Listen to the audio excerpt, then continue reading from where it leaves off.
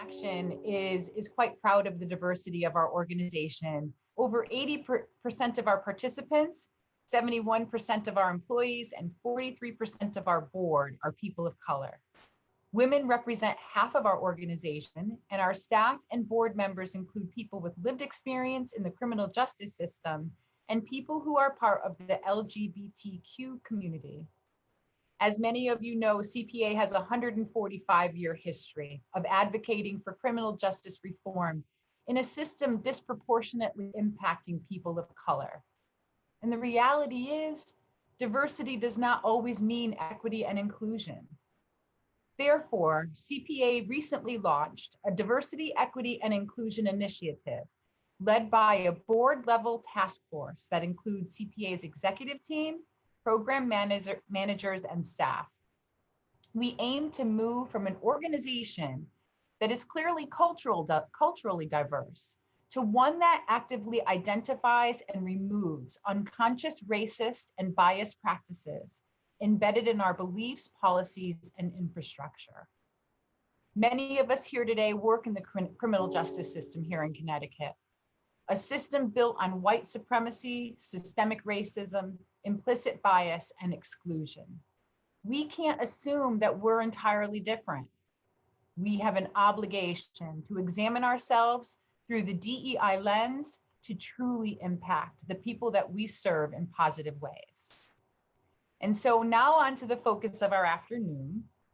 Last month, Connecticut Supreme Court Chief Justice Richard Robinson confirmed his support for eradicating racial bias in the jury system, which includes such measures as trying to empower more members of minority communities to sit on juries. Additional measures include increasing the pool of eligible people to serve as jurors and explaining to jurors about the implicit bias in the jury instruction.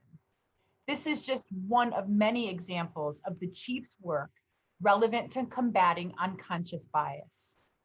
The Chief has said that our judicial branch in Connecticut must be inclusive and provide access to justice, regardless of race, creed, and gender.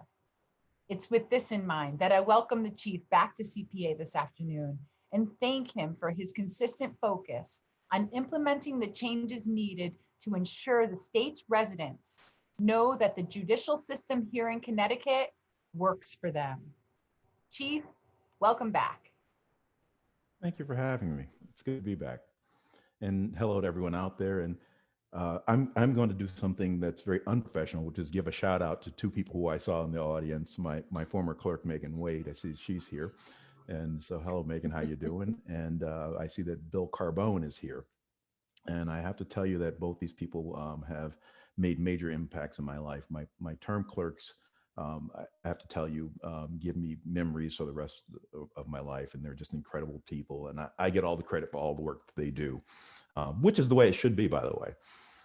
And Bill Carbone is just an incredible gentleman who took the branch forward by literally decades on issues like this. A lot of the programs that I really champion actually started in CSSD through Bill Carbone. So Bill, thank you so much for what you did for the branch and for the people of the state of Connecticut.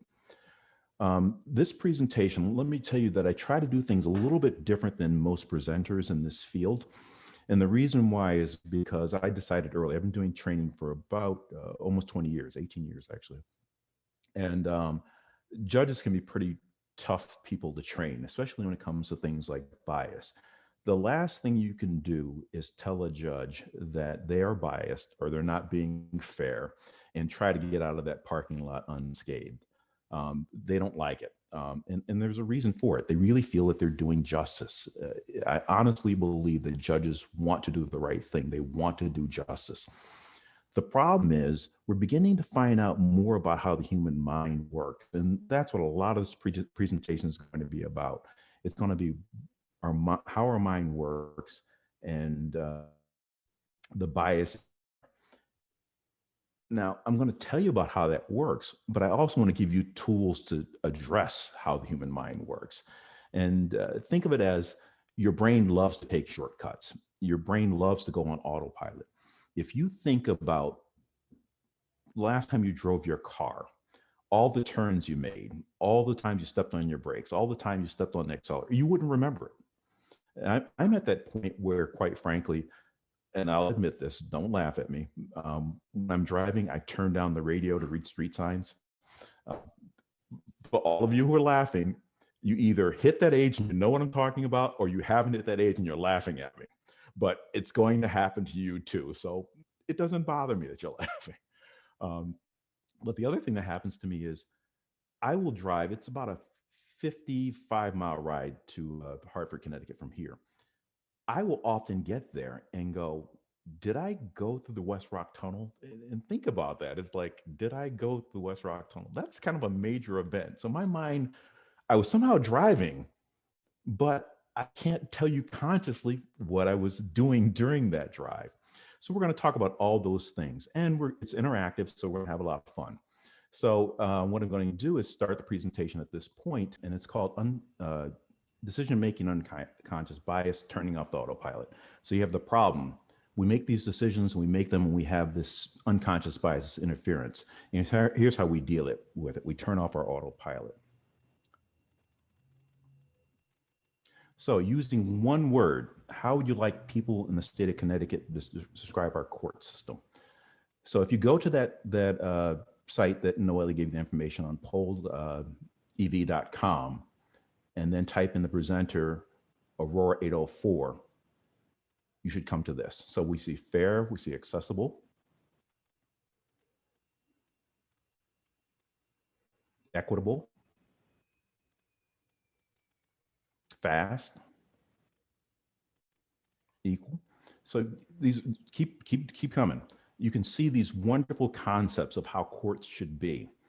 And what happens if courts aren't that way?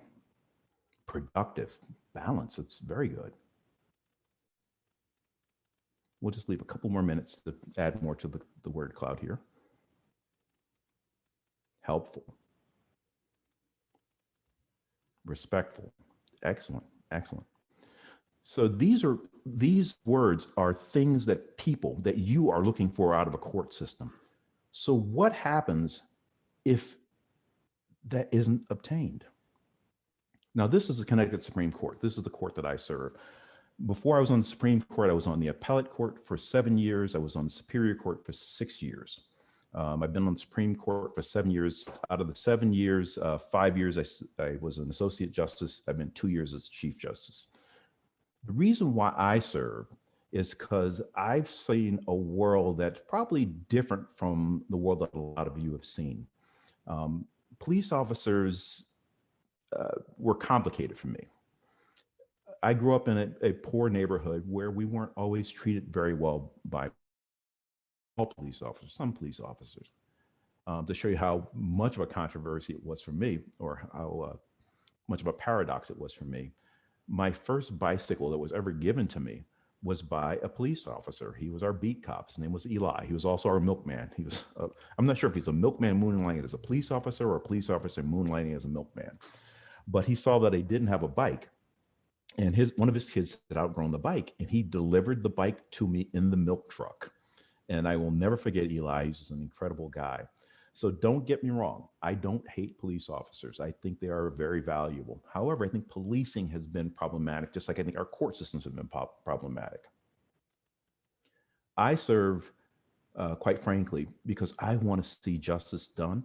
I want to see equal access to justice. I want to bring who I am to my job. And some may think that's controversial, but if you think about what's happened since 2020, courts have been speaking out in ways that they haven't spoken out before. Courts have become sensitive to the issue that justice can be unequal depending on your race, your gender, your religion, your economic status, and it shouldn't be that way. We should have access to justice for everyone. I'm actually proud that my colleagues, after the George Floyd incident, about half of the state Supreme Court and state Supreme Court justices came out and said, there is a problem with equal access to justice. There is a problem with what's happening to African Americans. There's a problem what's happening to people of color. That has never happened before in this way. And it's not just the court system. There's a sea change happening. I'm concerned that it may stop. And that's why I think we have to really take advantage of what's going on. 2020 was a disruption that we didn't want, but it may have been disruption that we needed, because we can now change systems that we knew needed changing, but we weren't making those changes. So those words that you put up in that word cloud, they create confidence and trust in the system. Without that confidence and trust, what can a court do? 90%, probably higher than 90% of people who get orders from the court will follow that court order. You don't have to use contempt. You don't have to throw them in jail. You have to do any of those things. They will follow that court order.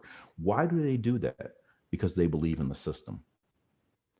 The problem is people are beginning to lose that belief in the system because they haven't been treated fairly. They haven't been given those things that you put in that word cloud. So what can we do about it? And we're going to talk about that today. So our goal is procedural fairness, right? The problem with that is implicit bias may be affecting the decisions that you're making. One solution that I'm going to give you is to turn off your autopilot. And you're going to understand that a little bit better in a little while. So what you see here, I want you to, when I show you the very next slide, it's going to be the same kind of a thing like the word cloud. I want you to put in there how many triangles you see. If you aren't online, then if you're not connected to Poll EV, then put it in the chat. How many triangles do you see? I'm going to let you look at that for a while, because the thing I discovered when we tried this the other day is if I go backwards, it messes the whole thing up. So I'm not going to go backwards. I'm going to go forward. So those of you who are going to do it by chat, you can do it in the chat room. Those of you who are going to do it online, you'll be able to do it in a second or two. I just want to give you enough time to look at this. Everybody had enough time? Okay, countless triangles. All right, for those of you who are doing it the other way, I'm going to go to the next slide. How many triangles did you see? All right, so from the chat, I'm having 4, 6, 15, 16, 14, 5, 16, 11, 16, 15, 15, 8, 19, 21, 18, 15, 13, 11, 9, 4, 5, 6. Do I see a 0 in there? I see a 0. There is 1 0. Yep. Okay, so you hear all those numbers from the chat, and you hear all those numbers that we're seeing in the word cloud. The person who got it right is the person who said 0. There was not a single triangle in that picture. And the reason why is triangles have 3 sides. None of those were connected. And I'll show you at the end of the presentation that none of those things were connected. There were no triangles in that example. And I will tell you, I made the mistake. I was supposed to put the picture back in after this so I can go back and show you, but I'll show you in the end. That'll make you stay here and watch, though, because you'll be looking forward to that. So here's another one. A bat and a ball costs $1.10 total. The bat costs $1 more than the ball. How much does the ball cost? Okay, I'll go slower. A bat and a ball cost $1.10 in total. The bat costs $1 more than the ball. How much does the ball cost? So we'll go to the next slide, and it'll be the word cloud. Just put up your answers on how much that ball costs. All right, Chief, I have 5 cents, 10 cents, 10 cents.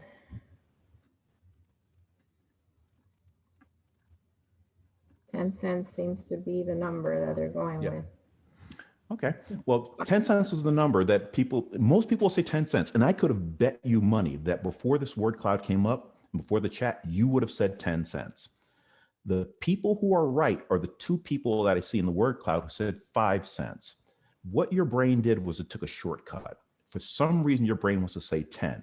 But if the ball was 10 cents and the bat was $1 more than the ball, then the bat is $1.10. So it'd be $1.20. So you'd be wrong. And why did you do that? Why do you take the shortcut? Why do you still, even after I explained this to you, you still think that ball was 10 cents? Well, it's because you took a shortcut. We're going to do one more. There's a pond. And on the pond, there's lily pads. Every day, the patch doubles in size. It takes 48 days for the patch to cover the entire pond. On what day is the patch half covered? I'll give folks time to read that one.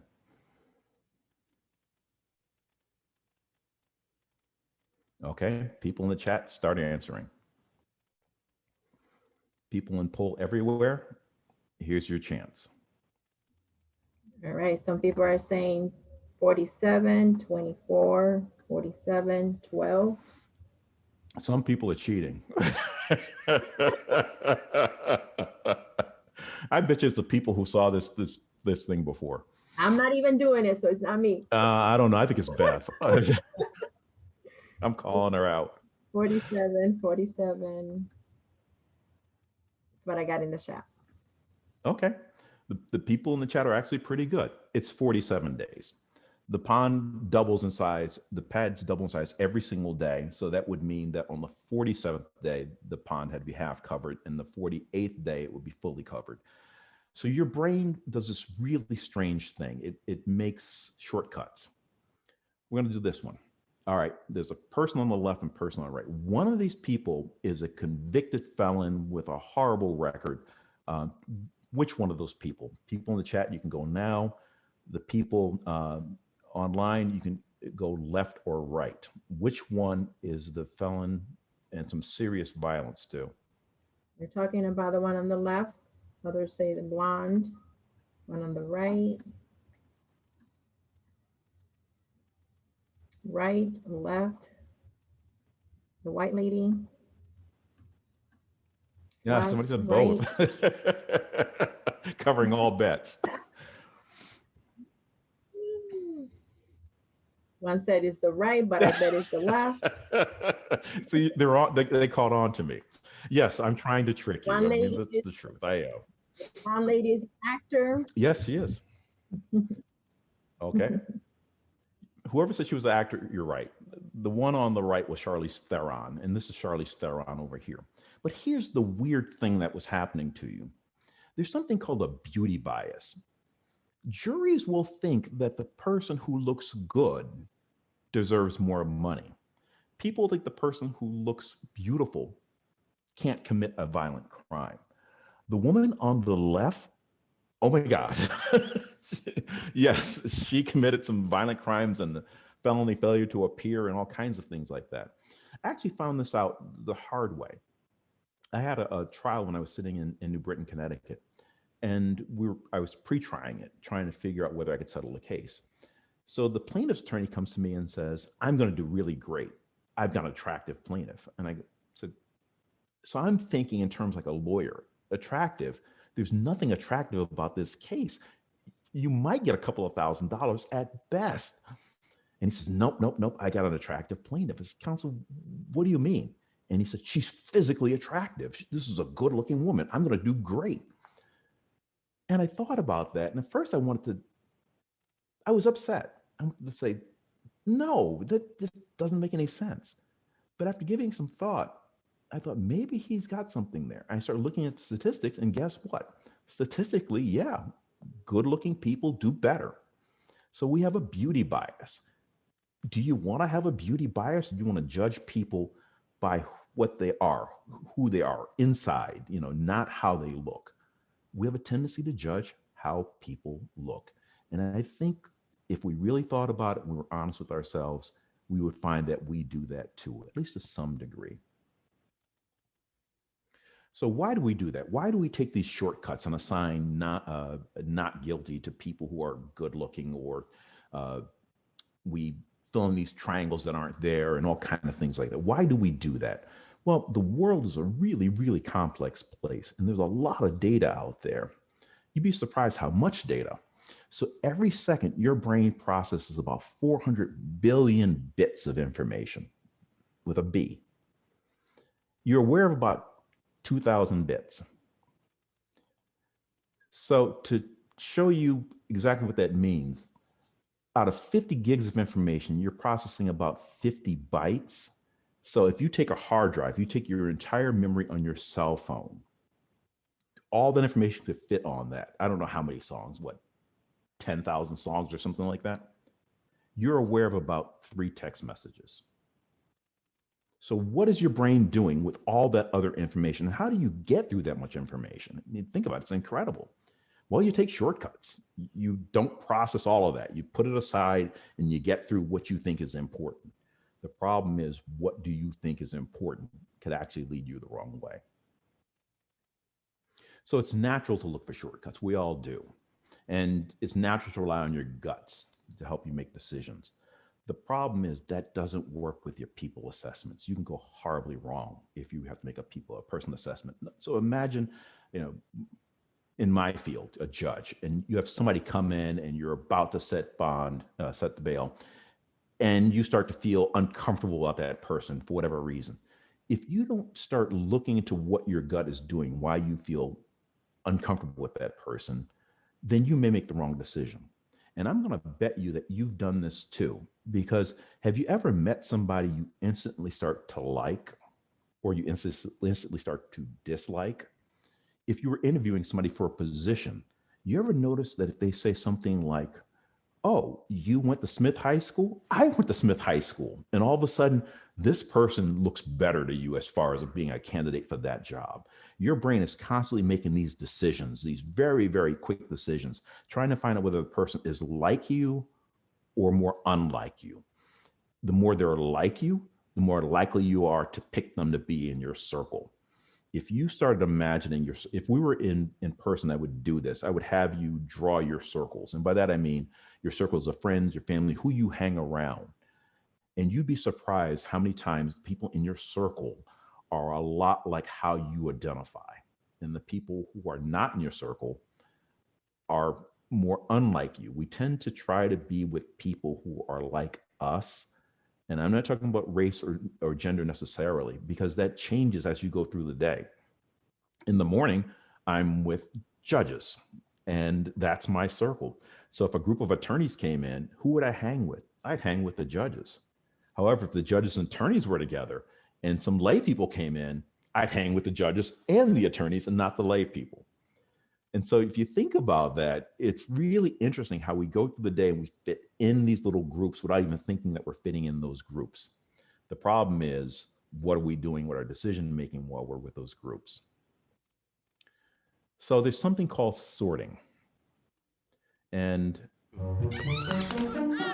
our brain is hardwired to trust what's familiar and be suspicious of what's unfamiliar. It's a basic survival instinct that's helped keep us safe for thousands of years. We unconsciously sort things into familiar versus unfamiliar, same versus different, them versus us. Here's a test. How do you feel about people who own a handgun? Don't attend church. Vote for the other candidate. Are on welfare. Don't eat meat. Have tattoos. Don't believe in marriage. Drive an electric car. Didn't go to college. Don't speak English. Curse. Are over 60. Are disabled. Drive the speed limit. Love cats. Love dogs. Can you feel your brain sorting people into groups? Was there a little them versus us happening? It can happen unconsciously. now, did your video probably 100 times, and I still sort through people. The people who want to carry guns, the people who don't want to carry guns, all those things she was saying, I still do it. The cat dog thing, I grew up in a dog family. Dogs were our thing. My youngest son moved away for a couple of years, and I don't know where we went wrong with his training, but he lives with us again. He's a cat person. I can forgive almost any, like the kitty. They're pretty neat guys. But it's like, where do we go so horribly wrong that the son that we raised as the dog person is now a cat person? Of course, I'm joking about all this, but it's really strange how we start sorting that information and putting people in different groups, and we do it right away. So I grew up in Stamford, Connecticut, and Orangeburg, South Carolina. And on my grandfather's farms, there were snakes. And there was something called a coral snake and something called a king snake. King snakes are non-poisonous. They actually eat other snakes, and they eat rats and mice and all other kind of vermin that you don't want on a farm. So my grandfather loved the king snake. A coral snake is venomous and deadly, and if it bites you, it can kill you. So there's this old saying, red near yellow, you're an okay fellow. Red near black, you're okay, Jack. Red near yellow, you're a deadly fellow. So imagine this. This helps you distinguish between a bad snake and a good snake. Bad meaning it can kill you. And trust me, as little kids, we were always on the rocks, under the rocks, in the woods, everywhere. And we'd see snakes all over the place. And we remember this, and the ones with the rattles are bad. But imagine you're sitting on that rock and a snake is slithering out and it's near your ankle and it's about to bite and you're going red near blue, blue near green. And the snake's looking at you and you're going like, what is that saying? And the snake starts biting you and you're going like, oh, yeah, I'm getting kind of sleepy. Oh, yeah, that's the bad one. That's the bad one. That wouldn't do you any good. So you sort through the information quickly. If you were me, snake, right out of the way. I mean, I'd be 10 feet away from that thing right away.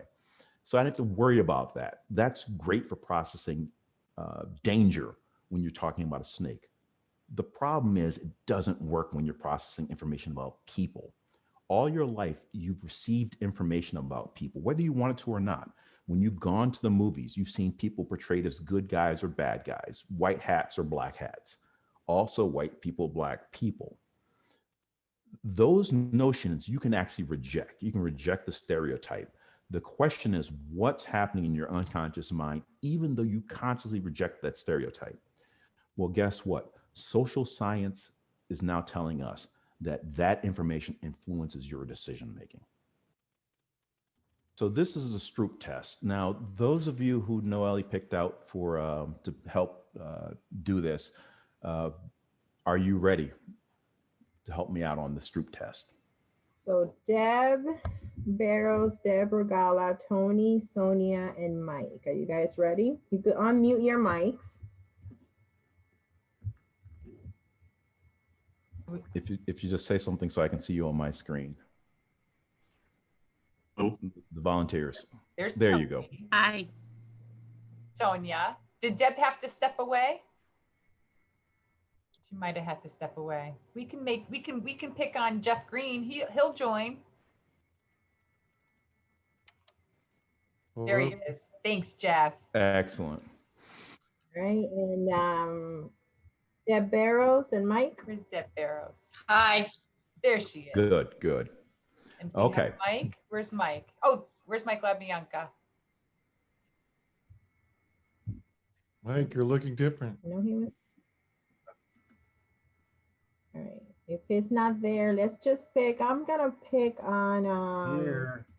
Oh, he's there. He's there. Oh, hey, Mike. How you doing? There he is. Hey, Mike. Okay, so you folks don't know. You're in for a treat. You know, you're going to get a big surprise. No, you're not. Okay. Now, what I'm going to do is I'm going to do the Stroop test. And what the Stroop test is, it measures the interference that you have when you're trying to achieve a task. And so it's actually pretty easy. Now, you see these blocks that look almost like a Jeopardy board. If you look in like block number 1, block number 2, block number 3, you'll see 3 letters, and it's in the color green. What I want you to do when I ask you to do so is to tell me the color that's in the box, not the word or not the letters. Just tell me the color. We're going to start at the upper left. We're going to go to the right, and the next row down, next row down, next row down. Okay. So you're going to start upper left, go to your right, top row, second row, third row, fourth row. Just tell me the color. And I need you to do this as fast as you possibly can. Can you promise me you'll do that? Okay, because it's the only way it works. You have to tell me as fast as you can. When I say go, you go. Ready, set, go. Green, blue, Green, blue, green, yellow, purple, blue, red, green, purple. yellow, purple. Excellent. Excellent. I mean, that's fantastic. You did that incredibly fast. As a matter of fact, when I tried this out the other day on Beth and Company, they didn't do nearly as well. They really didn't. So we're going to try this again. And I just made a slight change. And once again, I want you to tell me you're going to do this as fast as you possibly can. Okay. Ready? Just give me the colors, not the words. Go. Green, blue, red, yellow, purple, blue, red, green, yellow, purple. Oh, it's black. You did that faster than you actually did before. And you did much better, much better than Beth did. Now, I didn't tell Beth I was going to do this, but I got to give you some kind of reward for doing this. And I really appreciate you volunteering. I want you to do the next one the same exact way. And if you do this as fast as you did this one, Beth is going to buy you, when the pandemic is over, she's going to buy you dinner at your favorite restaurant. She told me. No, I just muted her, so she can't say no. But she's going to buy you dinner at your favorite restaurant, and it's got to be of, like, you know, Ruth Chris or higher, because she really wants to spend the money. So when I say go, go. Now just give me the colors, not the words. You ready? Fast as you can. Go. green, Red, green, yellow, blue, green, brown, red, yellow, brown, red, purple. red, yellow, purple. No. Yeah. Beth can put her credit card away. You didn't do well. Now, why didn't you do well? Can you think of why you did so poorly that time? Because you put the words with the wrong colors, so we weren't able to associate interference you were talking about. Right. You associate the color red with the word red, and it was really easy for you to read them as long as that association was kept. The moment I broke that association, you had a problem with it. You couldn't deal with it. So think about, what if that happens with all the information in your head about your people assessment skills? Those things that you rejected, those stereotypes that you rejected, may actually be working influence on your conscious mind. So I want you to, whenever you're thinking about people and assessing people, don't do it right away. Pause, stop, and get more information. There's nothing wrong with getting more information, especially for those critical decisions you have to make, especially for when you meet a new client, especially for when you're a judge and you're about to make a decision when you're about to really affect somebody's life. So let's talk about implicit bias. Implicit bias is a positive or negative mental attitude towards a person, thing, or group that a person holds at an unconscious level. Implicit bias, or it's a predisposition in judgment or behavior, and results from subtle cognitive processes. Now, that's a lot of big words for saying it's a bias. It's one of these things that's stuck in your head that influences your decisions. And why do we do it? You know, there's a lot of theories on it. It could be from back in the times when we were more primitive and you had to make quick decisions on who your friend or your enemy was. Your life depended on it. So bias studies show that people are not as neutral or as colorblind as we once thought. I can't emphasize this enough. I can't tell you how many times people have told me I don't see color. And it's like, one of the biggest problems with that is, one, you do see color. Two, if you ignore my color, if you ignore my gender, if you ignore my identity, you're losing a big part of who I am. You're not making the assessments that you need to make. Additionally, if you do have a bias, that bias will really work on you if you're not checking it. So if you don't acknowledge the person's color and you have a bias dealing with that color, you may have somewhere in the back of your mind, you may think that Black people are more violent. You may think that somebody's Latinx is more emotional. You may think that women don't like math. All these kind of crazy things that you don't accept, they may be having some kind of influence on your brain. So implicit bias tests appear to indicate that everyone has implicit biases. There's a site called Project Implicit Harvard EDU. If you haven't done this yet, you should definitely do this. This site actually, you might want to write this site down.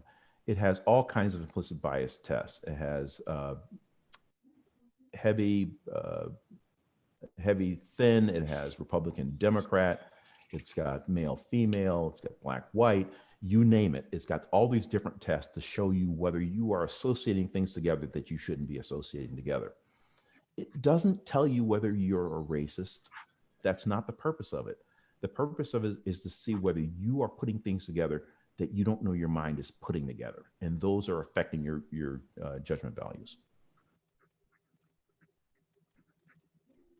So implicit bias is unintentional and it operates in an unconscious manner.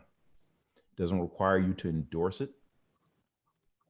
It activates quickly on things like skin color or accent. It silently exerts influence on your perception, your memory, and your behaviors. That's the site for that. Now, there's explicit bias versus implicit bias. Explicit bias towards an ethnic, racial group or gender has declined significantly in the past 50 years.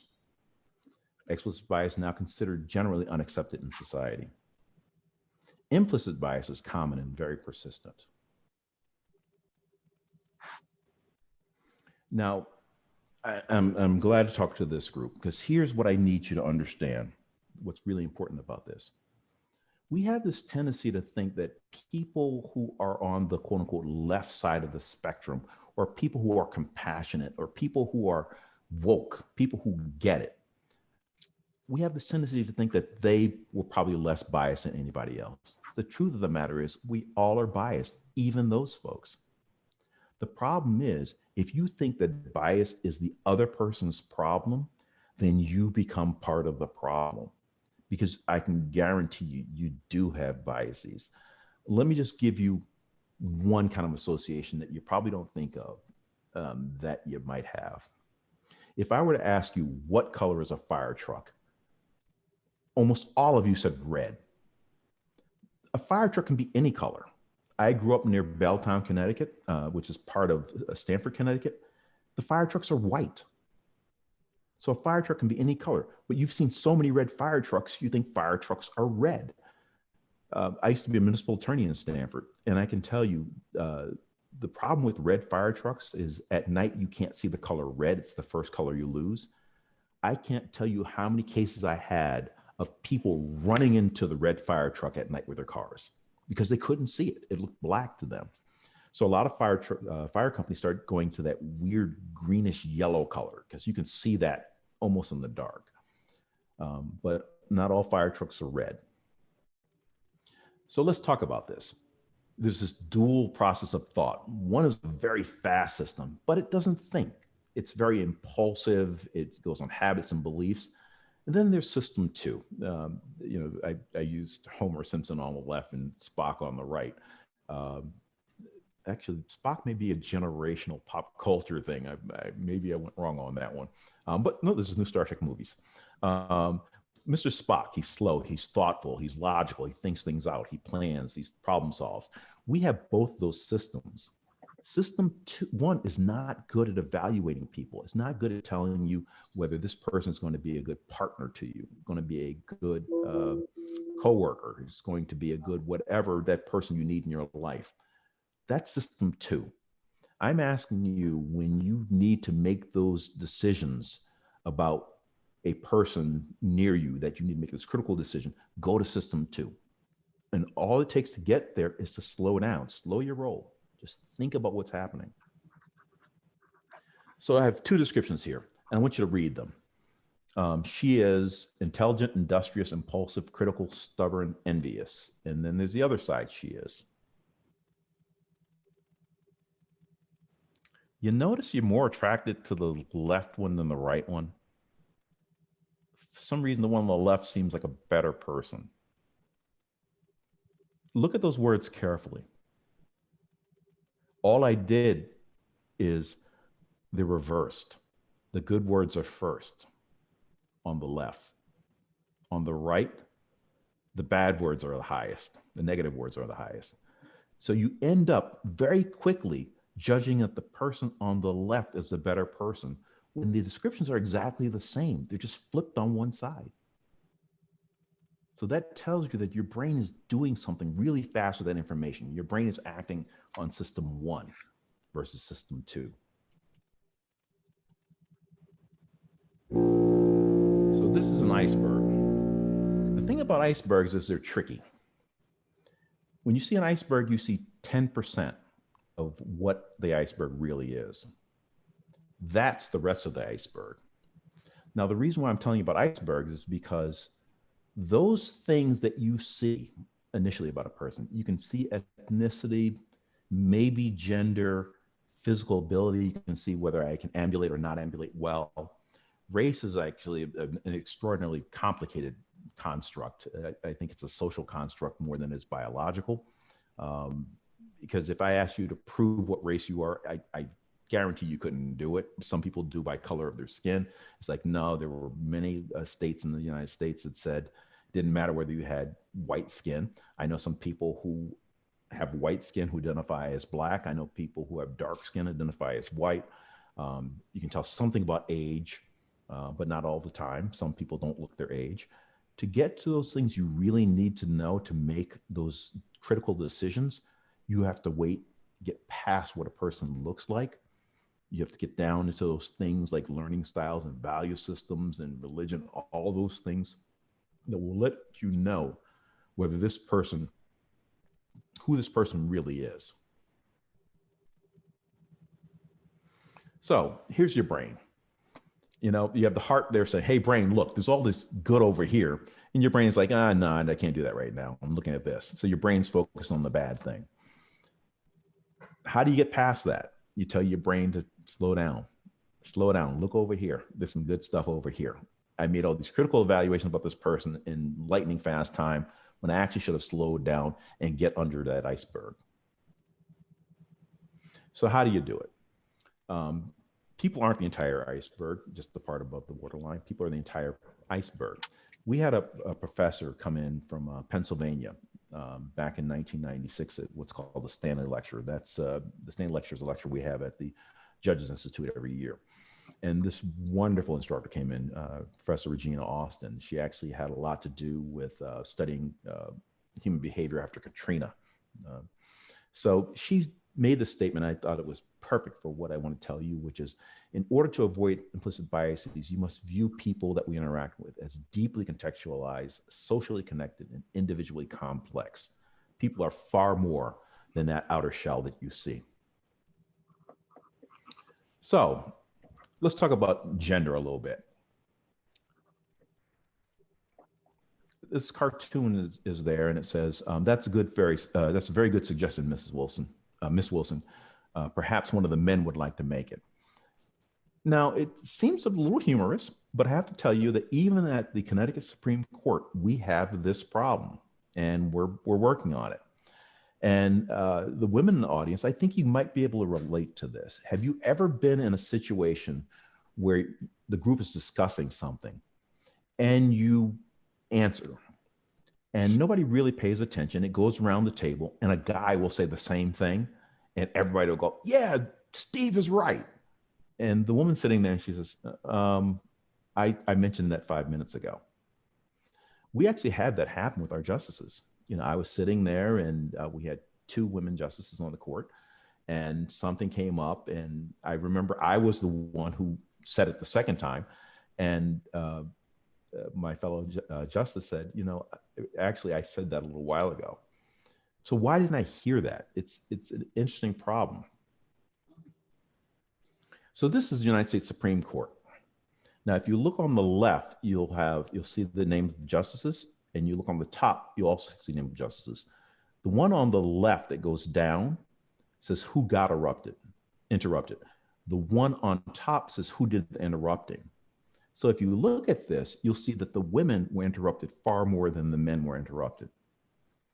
Now, they took into account ideological differences, whether the person was conservative or liberal and those kind of things.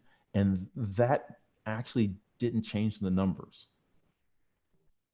The other thing that's odd about this is look at the amount of times that the women justices interrupted other women justices. Women interrupt women at a rate much higher than women interrupt men. Men interrupt women much higher than they interrupt other men. Now, it's not just court systems. Let's get that straight. So here you have one with the tech industry, and they measured interruptions over a four-week period. So 60% of the group was male, 40% was female. Out of 314 total interruptions in 900 minutes, the men interrupted 212 of 314 times, 3 times more likely to interrupt women. But the women interrupted 102 of 314. 89 of 102 women interrupted other women. And what this tells you is that we have this culture where people will accept the culture of the majority. They'll accept the culture of the leading group. So women are interrupting women just like men would interrupt women. So when I'm telling you about this interruption problem, I need everybody to understand that we are all doing this to women. And there's a real problem with that. Because interruption isn't just rudeness. I get it. Most people don't like to be interrupted. However, it also causes you to shut down. So what happens if a woman's in the group and she has the idea? She can make that perfect widget for you. In the law, we use these things we call widgets or non-existent things. But she could actually solve that problem. And if you're not listening to her, the problem won't get solved. And if you keep interrupting, they're not going to speak. And so you're losing half your audience. You're losing half that brain power. So I'm saying don't just do it because it's courteous and it's the right thing to do. Do it because if you really want to be the best, you have to include that voice. So we're going to talk about microaggressions, and I'm sure you've heard the term microaggressions. They're unintended slights and a little bit of cultural incompetency and racial anxiety. So microaggressions, and you see I crossed out the word microaggression. The reason why I have, because I do a lot of these kinds of trainings, and when you get to the topic of microaggressions, people get triggered. They don't like the idea of you saying that they're doing something like that. So what I've done is I've gotten rid of the word microaggressions in my presentations, and I talk about unintended slights or microaffirmations and microiniquities. So what are they? This is what it is: a subtle, often unintended slight that people are being perceived in certain ways. The one that I tend to get a lot is, "Wow, you speak so well." Now let's think about that. Why is that insulting to me? And some people will say, "Well, you speak well. Why do you have a problem with it?" And it's like, what did you expect to come out of my mouth? I have a doctorate degree. What did you expect? I'm Chief Justice of the Connecticut Supreme Court. What kind of language or whatever were you expecting to come out of my mouth? So it's not a compliment. Or to say that you might remember one of the other politicians said that, it was McCain said Obama speaks well and he's clean. It's like, whoa, that's problematic. So they're small, they're sometimes unspoken, they're often unconscious, they're consistently sent and received, and they have a power impact on interactions with others. Now, when I talk about these things, I think you have to look in terms of the person receiving the information instead of the person saying the information.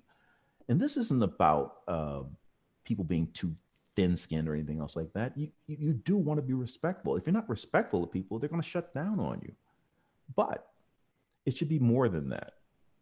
So here you have a bunch of microaggressions or microiniquities. You have an Asian woman with a sign saying, "I can see you."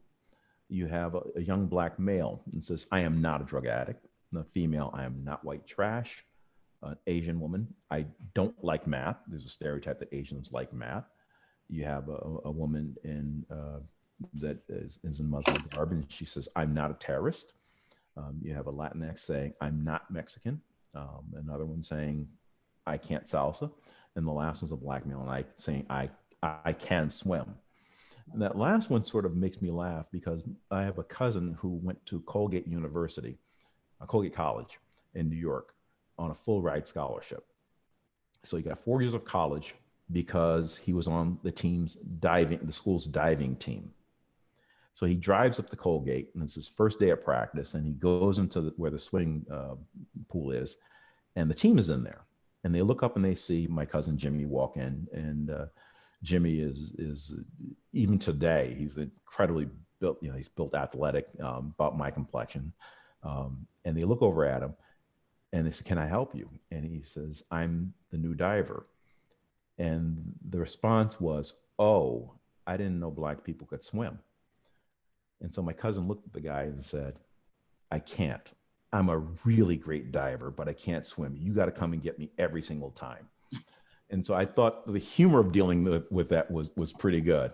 Yeah. And but it just tells you about how that micro iniquity, imagine what that had, how it impacted him.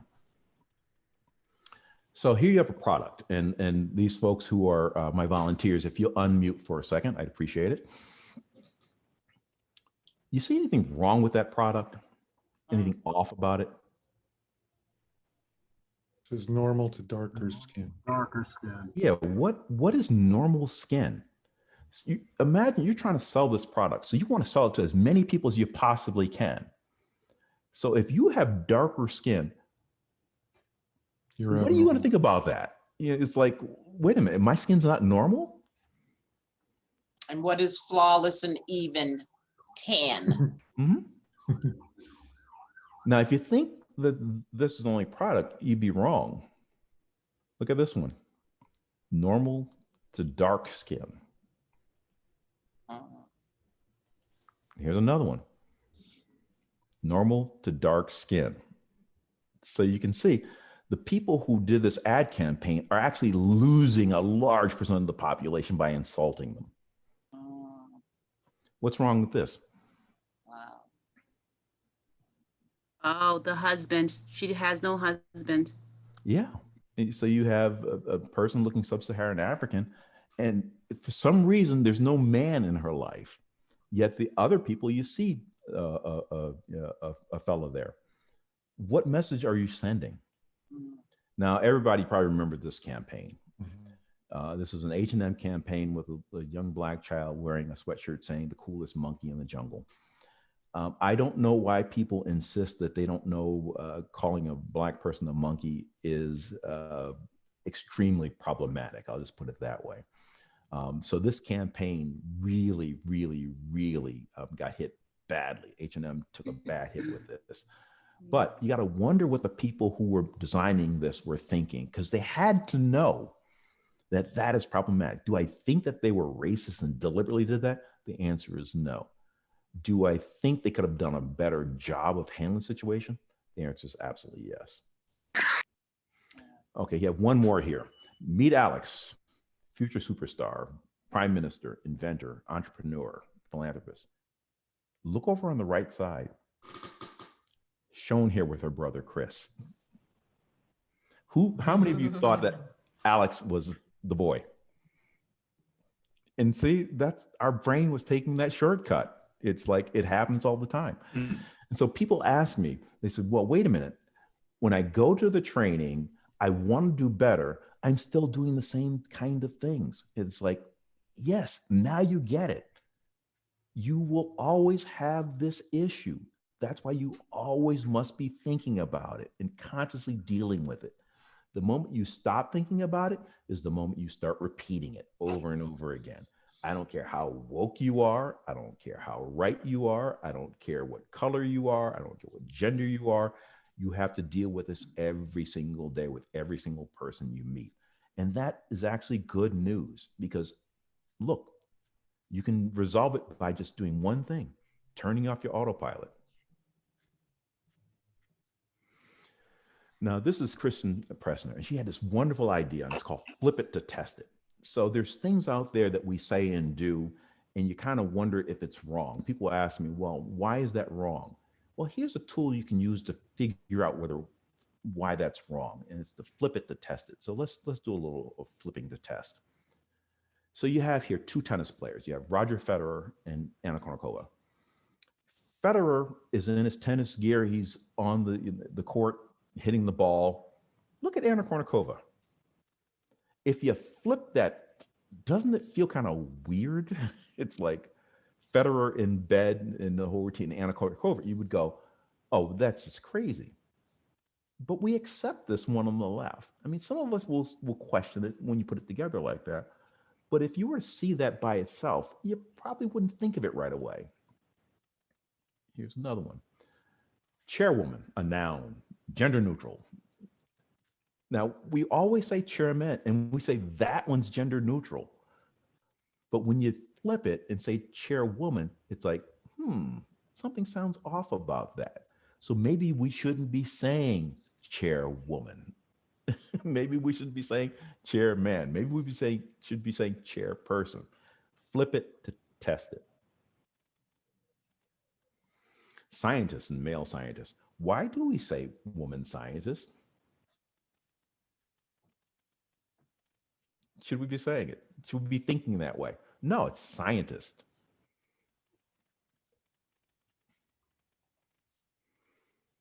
I decided to flip this one. Why I dislike being called a male nurse. Nursing profession seen as a female profession. And it's like, no, nurse. And so you need to sort of catch your thinking when you start dividing people into these different categories. So let's talk about racial anxiety, something that nobody wants to talk about. I'm not going to read this. You can read this yourself. But racial anxiety is something we all feel when the topic of race comes up. I have a lot of friends who say, how can I have that conversation when I'm afraid to bring it up? I'm afraid to say the wrong thing. And it's like, we both have to work on that. People hearing and people wanting to talk. And the reason why I say that is because I work very hard on my relationships. And I need to work harder on my relationships of people outside of my circles. When somebody comes to me and they want to ask me a question, a hard question about race, I have to be willing to sit there and think about it. And I also have to be willing to let people make mistakes. And this is one of the problems I think we really have in this country today, where people aren't allowed to make mistakes. The sun is coming out of a bad angle here. Let me just change this around a little bit. And by that, I mean this.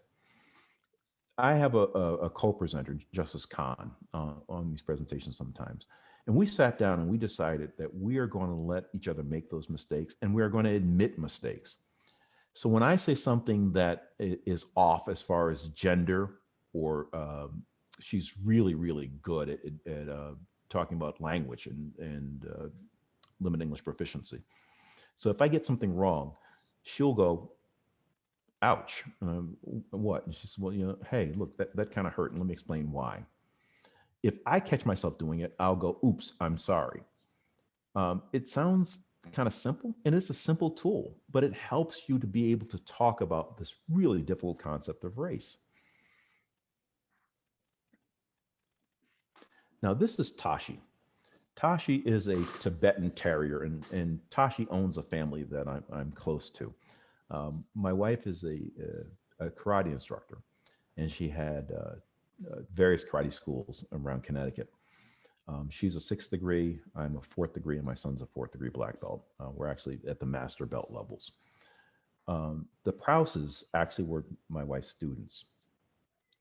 Tashi has 2 fears, and they're kind of weird.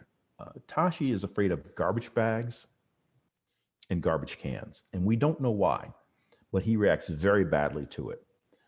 Well, one day, Tina, and I must tell you a little bit about the Prouse family.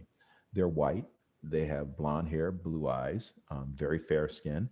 They're very close friends. We stay at their place. They stay at ours. We go on vacation together, those kind of things. And Tina and David are amazing people, and their daughter, Julia. We've decided to have these difficult conversations about race, and we talk about race a lot. And sometimes they don't get it right. Sometimes we don't get it right, but we've decided our relationship is worth it. We're going to have these conversations. Well, Tina was walking Tashi in the park one day, and there was a young African-American man sitting on a park bench, putting on athletic gear, and he was taking it out of a garbage bag. Well, Tashi reacted very badly to this. Tashi didn't like it at all and started growling and snapping at the guy. The guy is looking at Tina, and Tina immediately starts thinking, oh, no, it's not what you think. I'm not like that. He's not racist. I'm not racist. And the guy just kind of looks at it and goes, yeah, right. But at the same time, he takes the garbage bag and puts it on the other side of the park bench. Tashi then runs up to the guy and starts licking him because he saved him from that garbage bag. Because Tina and I and my wife, Nancy, we've had these conversations, Tina felt okay to sit down with this gentleman and to have this conversation about what happened. She made herself vulnerable to this stranger to say, hey, we both didn't handle this well at first. Let's talk about that. And they ended up becoming friends. She was able to let him know that it wasn't about race. It was about the dog and the garbage bags. He was willing to accept the fact that he guessed wrong about this particular issue. The fact that they were able to get past that meant that they were able to have a friendship.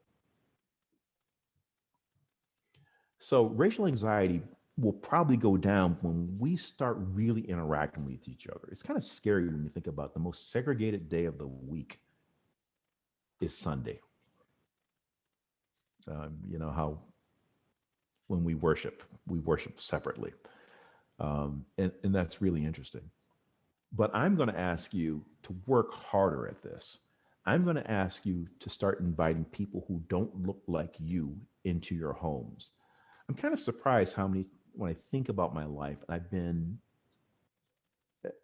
with my life, it's been interesting. I've had people of all different colors and religions and races and those kind of things in my house. And we've always done that. My parents did that. But when I think of most of my white friends, they didn't have that. And they didn't think about that. But I talk to them about it and say, hey, look, enlarge your circle. If you really want to understand, I'm not the be all and say all for Black people. It's like, I don't speak for all Black people. It's like, get to know other Black people. And we're all decided to do it, and we're doing it. And I think that it's working wonders for our understanding of different cultures. This is what I told you earlier about why people fear it. You fear that people are going to, if you're Black, you may fear that the other person's racist. If you're white, you may fear that you're going to be called a racist. And that shuts down the conversation. So you got to get past that notion.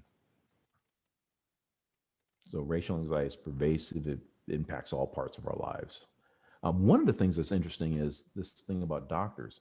They actually did a study for cardiac patients, and they found that Black patients had a higher mortality rate. So there's a couple of things you can think about that. One is you can think that Blacks are weaker or don't treat their disease as well, or don't follow a doctor's orders as well. They found it was none of those, but they did find that cardiologists spent less time with their Black patients. And it wasn't because they were racist. They didn't want their patients to die. So what was going on? They found that implicit bias made those visits shorter, and the doctors were giving less information to the patients. So when they went through implicit bias training, they found the doctors were giving more information to their patients. And they were getting rid of some of those shortcuts they were taking. Like I unconsciously would tell the white person, you really need to cut down on the salt and those things in your diet, and you'll live longer. For the Black person, there was a stereotype that Blacks weren't going to change their diets. And so they spent less time thinking that the people weren't going to change their diets. But once they did this kind of training, they really started getting different results. And that gives me a lot of good feeling about the future and the value of training. So over a long period of time, we'll probably get better at these things, but do you really want to wait for a long period of time? The more we get to talk to each other, interact with each other, bias and racial anxiety will go down. But I don't think we can wait. I think we have to actively see each other out. So what can I do to address my problem if I don't know that I have them? Use some of the tools I just told you about. The other thing is be wary of easy answers. People tend to try to give me really easy answers to complex solutions, and I don't like that. It took 400 years for us to get here. It's not going to take 400 years for us to go further. I think we're better at that now. But the issues we're talking about they're not about political correctness. They're not about people being too thin-skinned. The problems aren't liberal. They're not conservative. They're not Republican. They're not Democrat. They're everything. Turn off your autopilot. Realize that we're all human beings subject to conscious and unconscious bias. Awareness is your first step to getting out of microaggressions. Beware of making assumptions and mental shortcuts when you're assessing people. Be diligent. Do not allow your implicit bias to influence your decision-making process. Beware of taking these mental shortcuts. Use a deliberative process. Remember system 1, system 2, use system 2. Be careful in engaging in what my contracts professor used to call gastronomical jurisprudence. In other words, gut justice. Don't trust your gut. Your gut will be all biased and lead you in the wrong direction. Get the information you need to make your decisions. Actually, a lot of judges I know used to talk about going by their gut, and I've convinced them, don't do that. Get the information you need. Be conscious of diversity and the differences in people. This is the exact opposite of what I was taught when I was a kid. I was taught, don't see color, don't see the difference. But if you don't do that, you won't know what you're doing with that information. So you need to be sure that you are looking and consciously bringing this information into your head. Actively confront the stereotypes, and there's a lot of them out there. And I call this the beginning, because the reason why I call this the beginning is because I've hopefully given you a tool that you can use to help you to deal with your unconscious biases. But as I told you before, you will always be dealing with unconscious biases. I can talk about this later. I'm going to stop my screen share at this point. But what this is really about, this is called anchoring effect bias. So if a mug was priced at $1,000, you would go, I'm not buying that thing. But if the price tag said $1,000 dropped down to $300, you go, whoa, it's like free money. It's like, think about how that works when they're trying to sell you a car. You go to the car lot, the car says $32,000 sticker. The salesperson comes out and says, I'll give it to you for 30. And you go, oh, no, but you're still thinking, hey, that's $2,000 savings. Then he says, or she says, 29, you get $3,000 saved. After a while, you're going to get to a point where you buy that car, and it's because of this anchoring bias. Another way to think about it is, think about gas prices. If gas is, right now, gas is about what, $2.50 a gallon, somewhere around there. If gas goes to $5 a gallon, we'll probably stop driving for a while.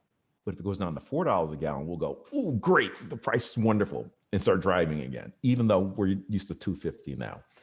And the reason why I show you these different kinds of biases is because it's not just about race and gender.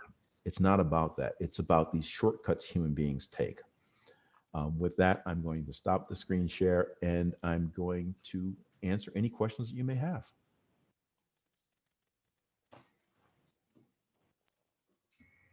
So Chief, I had a question,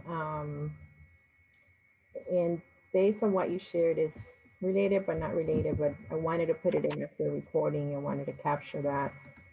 The individual asks, what effects of implicit bias on public elementary K-6 education and the implications of underrepresentation of teachers of color in Connecticut public school system? Yeah, well, study after study shows that minority children are treated differently when it comes to behavior expectations.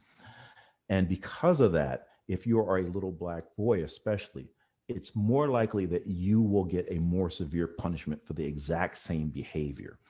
They've tracked the eyes of teachers, and the teacher will look for the young Black male to cause problems. And when he does, there's something called a confirmation bias. Now you've confirmed what I thought would be the bad behavior. So then you go, down to the principal or be suspended and things like that. We've gotten better at recognizing that, which is a good thing. But one of the things we need to do is make sure that you have a diverse classroom. But you have to remember, diversity isn't the only thing that's going to help.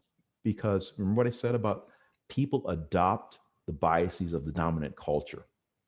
So Black teachers will also watch the little Black child more than they'll watch the little white child. That's when they need to turn off their autopilot, because you don't know what you're doing with that information. And everybody's not going to be that way. It may be that you are going to have a bias against the little white child. You don't want to have that bias affect your judgment against any of the children. It might be because the person has an accent. Most people want to be fair. And in order for you to be fair, you have to turn off that autopilot. And trust me, we all do this to some degree.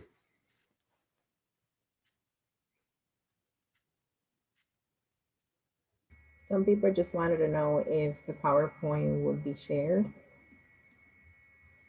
I've never thought about that. I'll tell you what, we can talk about that. Okay. Some of it is probably judicial property, so I need to check with my folks. But I get it. I've actually sometimes I've shared a PDF of it, but I don't think I've ever actually given a copy of the PowerPoint itself. I'll take the PDF, but we can work on whatever content you want to. Yeah, because one of the things is that when you do a presentation like this, you have to tailor it to you, to your needs, and to what you are good at. And I'm always afraid for this to get out into the wild and somebody use it, and they don't use it the way I use it, and it just falls on its face. I agree. So we could talk about it. Yeah. Megan Wade had a question. Yes. Hi, Chief. Hey. So you talked about how you and your friends have these sort of open conversations and how you're willing to make mistakes with each other. Can you walk us through an example of how to best address and sort of rectify when you've made a mistake that sort of goes hand in hand with your discussion on racial anxiety? Yeah. Well, let me tell you a story before I get to that, because I think it'll help. We went to New Orleans together, the Prouses, Nancy and I. And when we got to the hotel, it was, I cannot remember the name of the hotel anymore, but it was a very nice hotel. And this was one of those last minute trips where Tina gave us a call and said, "Hey, we're going to New Orleans. You guys want to come?" And the Bourbon Hotel. And so I go, "Sure, why not?" And so we pick up. We're going for this wonderful 3-day vacation. And Tina calls me back. She says, "Oh, I forgot to tell you, it's the most haunted hotel in New Orleans." So I want to kill her. And so we get down to this hotel, and it was a wonderful experience. I don't know if you've ever been to New Orleans, but when this pandemic is over, please go. Be prepared to gain 20 pounds because it's some of the best food you could ever taste. And there's a place called Cafe Du Monde, and they sell beignets, and it's like, wonderful. But we get to the hotel, and we're about to check in, and there's 2 hotel clerks. And the clerk on the left calls Tina and David up, and they go up. And right away, the clerk starts offering them upgrades. It's like, do you want this? Do you want this suite? Do you want to have a balcony? Do you want to be on Bourbon Street? And she's doing all this, and they're going, yes. Tina actually works for, back then she worked for Microsoft. Now she works for Amazon. She does really well. David's a stay-home dad. Now, at the time, I'm Chief Justice, and do I make that kind of? She probably makes more in a day than I make in a year, but I do well. I do well in my position. The other clerk calls us up, and we get the room. No offer of upgrades. The room is in the back of the hotel.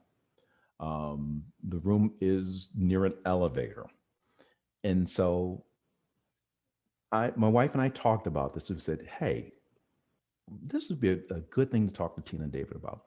So we go to their suite with the balcony and everything else, and we said, "Did you see what just happened?" And they're going like, "What?" And I said, "You didn't notice that the clerk A gave you all these upgrades and or offers of upgrades, and clerk B didn't?"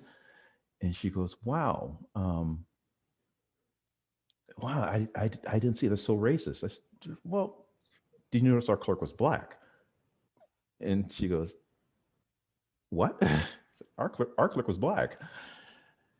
And so I said, "Tina, let me try to explain how I saw that. I saw that as more of a bias issue than a race issue. The clerk on the left saw Tina and David and immediately thought, these people can afford for me to sell all this stuff up, and I'm going to get this big, pat on the back from the hotel, or maybe even a commission. When they saw us, they didn't think about that because of the color of my skin and how I look. So they didn't offer me the upgrades. The thing is, I would have taken them. So it's interesting how that bias kind of worked against them. Well, the next day we're walking down the street, and one of the things about New Orleans that I didn't care too much for is there's a lot of alcohol consumption. So there was this gentleman approaching us who was pretty inebriated and very angry. And so he sees me and my wife walking next to David and Tina, and he's talking to his friend, and he looks at me and he looks at my wife and he says, what is she doing with him? My wife is, she describes herself as being ethnically ambiguous. She is from many different cultures. She is Haitian, she is Dominican, she's German, she's Irish, she's Polish, she's, you name it, and that's her. And so when we started dating, she said, I don't know if you want to have children, but I can't guarantee you how they're going to look. So, and our son is just a crazy kid. And I said, you know, you can't discriminate against anybody because you're everybody. But when it came to me, when the guy, what are you doing with him? They look at me and they go, I'm trying to remember the exact words. She might be a Negro. And so Tina endeavored getting very offended. I said, just chill. Because I didn't want to get into a street fight with these people. And they were offended and they wanted to do something about it. And I didn't let them. Well, the third day, I'm going to skip one. Well, I'll have to see all of them. Another gentleman sort of like that, inebriated and was upset. And he made the mistake of coming towards my wife. And I see my wife get into a left fighting stance. And it's like, oh, all I can think is, this is going to be good. And he was aggressively coming towards her. And I can see her just sort of twist her hip just slightly. And she's about to fire a roundhouse kick. And the guy somehow picked up on it. And he had called her I'll say what he said, though it's still painful to say. He called her a black bitch. But he backed off. And so once again, Tina and Dave were upset. But instead of ignoring what happened, we talked about it. Now, the final incident that happened was we went into the store and David was looking for a wallet. So he takes his wallet out and hands it to Tina, and he takes a wallet off the little showcase and puts it in his pocket to see if it'll fit. I immediately started shaking in fear because I'm looking around and there's all these cameras and stuff, security cameras. And I'm going like, what are you doing? He goes, I want to see if it fits. And I go, whoa, I could never do that. And he says, what do you mean? I said, David, when I walk into a store, I walk in the middle of the aisle. I make sure that my hands are where you can see them. If I pick up something, I carefully put it back in these big motions to let people know that I put that back. So I can't be accused of trying to steal something from the store. But in his life, you know, Dave was born and raised in West Hartford, and his family was pretty well off. We had totally different ways of looking at the world. And here I am, you know, I'm Chief Justice of the state of Connecticut, and I'm afraid that we're going to get picked up for shoplifting, even though he's not shoplifting. He's just unconscious to doing that. That was his privilege, if you will. So we come from these totally different worlds. But because of the world that I come from, I feel that I can teach him things that he can't be taught otherwise. And we feel comfortable enough to do that. Now, can you do that the moment you meet? The answer is no. You need to sit down and really talk about the ability to have these conversations. Will you feel comfortable with it? The answer is no, you won't. Not at first. It'll get better. But even now, there are times when I get uncomfortable about it. But I go, I need to get out of my comfort zone sometimes. So these conversations, they're not going to be easier, but talk to the person and openly, consciously say, I want to have these conversations with you. Will everybody agree to have? The answer is no, they won't. But the people who do, you can actually enrich your relationship with them. And I would start out by saying, hey, look, I want to have a relationship where we can do this oops and ouch thing. If I do something that offends you, I need to know. If it's about race, I need to know. Now, don't think that this person is going to be your guru on race. That would be the worst thing to think. Just say, no, in our world, when something happens, I want to be able to talk about it. I want to have that kind of a friendship. And I trust me, a lot of people in your circle will want to have that friendship with you. Richard, I have a question. Sure. When you checked into the hotel, why didn't you ask the guy and say, I like upgrades. Lesson learned. Yeah. Probably a lifetime of dealing with stuff like that. You try not to be confrontational. You try to blend into the woodwork. But you could have done it in a nice way. He wants to make money too. I mean, you would just say, I like, what are your upgrades? And he, I mean, you're right. He would never forget that again. You are absolutely right. But as I said, this is a lifetime of dealing with stuff like this. And being that kind of a person, that doesn't come easy for me. Because of often there are severe consequences to that action. Let me give you a better example. I was with some friends in the Hamptons. I have a friend who did very well. I used to work with him with Corporation Counsel's office. He went off and became a tort lawyer and making money, and I stayed in the civil service. And we laughed. He said, no matter what job I have, I will only make 1/3 of what he makes. And he was wrong. I make 1/8 of what he makes. But no, he's a wonderful guy. He did very well. And he had this house in the Hamptons. It's probably bigger than my house here. And we went to a upscale restaurant, and we're sitting at the table and we're not being served. Everybody around us is being served. And so I just sat there and watched it happen for a while. And so Barbara, my friend's wife, says, what's going on? Service is usually much better here. And I said, really? And she's like, yeah. And I said, well, what's different? And she goes, nothing. I said, no, think about it. What's different? And she could not think of what was different. I said, Barbara, we're here. And she goes, oh, no, that just can't be. I said, okay, watch. Another couple came and sat at the table next to us. Table is clear. Another couple sits there. Waitress immediately serves them. So then she got upset and she is, I think you're right. I'm going to call the manager. I said, for what? And she said, I'm going to complain. And I go, okay, then where are we going to eat? And she said, oh, eat here. I said, no. This is a restaurant. If you think I'm going to eat food that's going to be served to me after you complain about that, no, I'm not doing that. I'm not going to eat here. I don't know what they did with that. I don't like my food phony or whatever. So I wouldn't do it.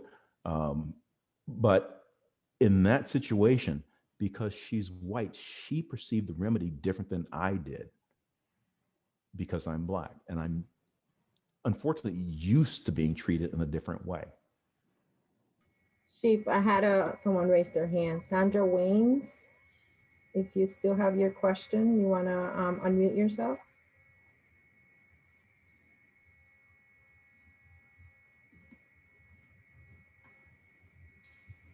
Okay, if not, I had a question in the chat. It says, can you speak to the issue of adultification as it pertains to racial bias?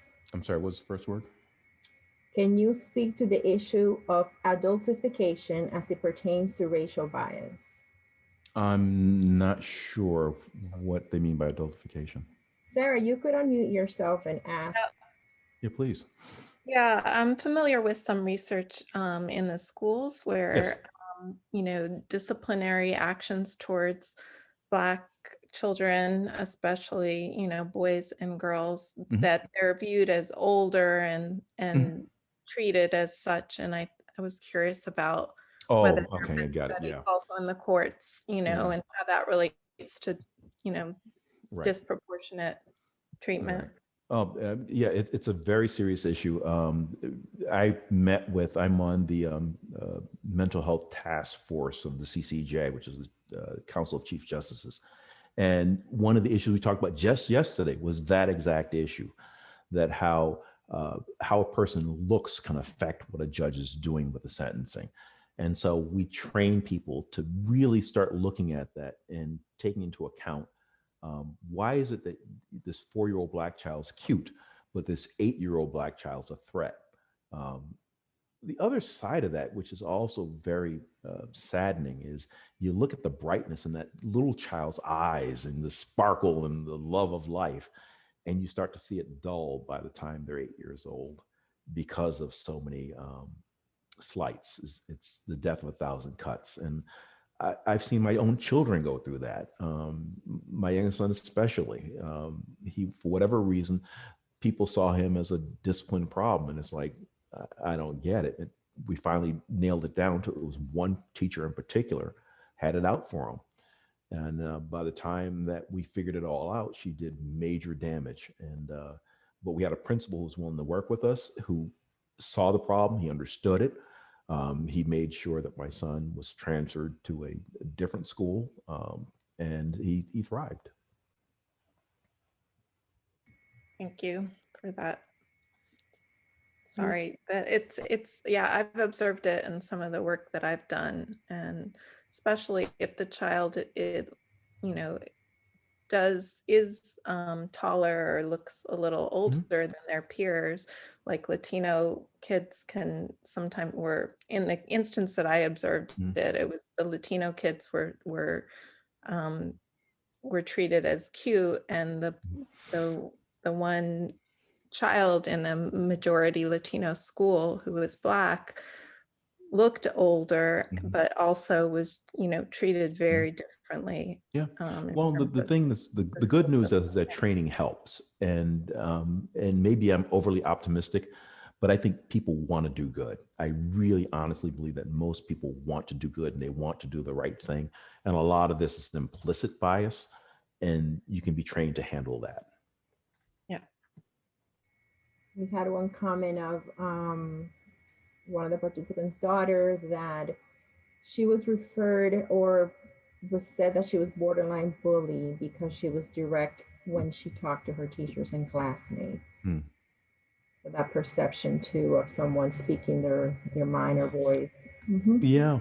The same thing happens to when I mentor my term clerks, when I talk about them going out into the world. I said, look, here's what's not fair to you. And I'm going to use the exact language. And Megan, I might have even done this with you. I tell them, there's going to be this unfairness that you need to deal with. And you got to figure out how to deal with it. And it's totally unfair that it's your problem. But here's what it is. When I was a litigating attorney, I love litigation, trial work. I would match my opponent's aggression. So if somebody was coming in really hard, I would go in really hard. Guess who got called out on it whenever I did that? Me. And the comment would be, Mr. Robinson, you're being too aggressive.